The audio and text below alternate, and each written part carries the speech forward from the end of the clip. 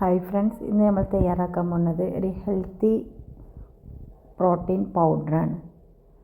അത് നമുക്ക് ഏത് പ്രായക്കാർക്കും കഴിക്കാം. അതിന് വേണ്ടിയിട്ട് എടുത്തിട്ടുള്ളത് 100 ഗ്രാം എള്ള്, പിന്നെ അണ്ടിപ്പരിപ്പ്, പിസ്ത, ബദാം, നിലക്കടല, വാൾനട്ട് എല്ലാം 100 ഗ്രാം തന്നെയാണ് എടുത്തിട്ടുള്ളത്.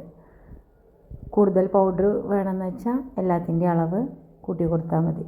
അപ്പോൾ ആദ്യം ഒരു പാൻ വെച്ചിട്ട് നമുക്ക് എള്ള് വറുത്തെടുക്കുക. എള്ള് വറുക്കണ മുന്നേ നമ്മൾ കഴുകി ഉണക്കിയ എള്ളായിരിക്കണം കേട്ടോ.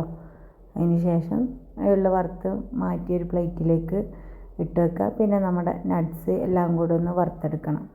ഒറ്റ തവണയായിട്ട് പാനിൽ പോവില്ല എന്നുണ്ടെങ്കിൽ 2 തവണയായിട്ട് നമുക്ക് വറുത്ത് മാറ്റിയെടുക്കാം.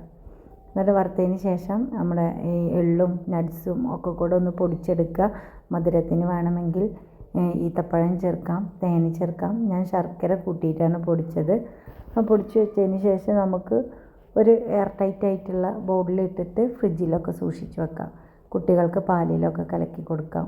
എന്ന് രാവിലെ 1 ടീസ്പൂണ് കഴിക്കുന്നവർക്ക് അങ്ങനെയും കഴിച്ച് നോക്കാം. നല്ല ടേസ്റ്റാണ്.